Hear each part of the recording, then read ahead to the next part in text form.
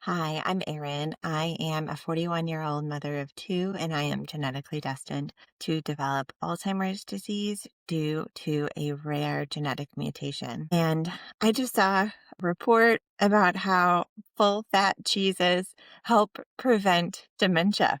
Woohoo, right? I love cheese, and I've been trying to loosely follow something called the MIND diet, which is based on the Mediterranean diet. And it does suggest that you shouldn't eat too much cheese. And that has been one of the toughest parts for me living in Texas. I love me some queso, but that's not the point of my video.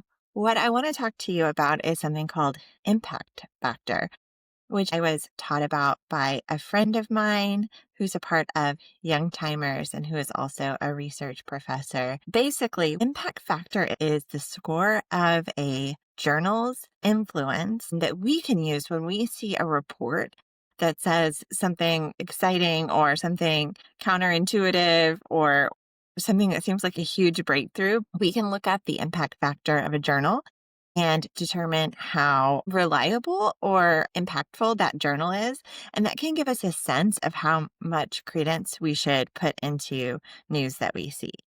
So impact factor, I'm reading this online. It measures the frequency with which the average article in that journal has been cited in a particular year. And a higher score indicates that that journal has greater influence and relevance in the field. So, in general, for a neurological publication, you would probably look for something like a 10 or so as a sense that that is a cited journal that other people trust and use in their own studies. If it was a sub-segment, something really specific, then it might be lower than that.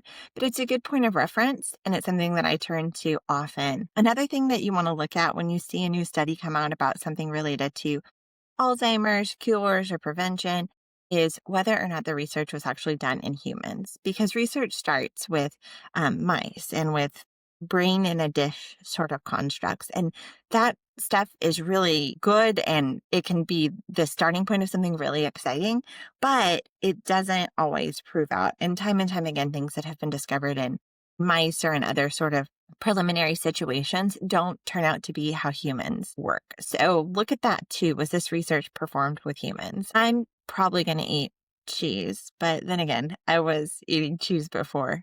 So that's a little bit about how we can evaluate the credibility or impactfulness of a particular research journal when we see a sensational headline. Cheers.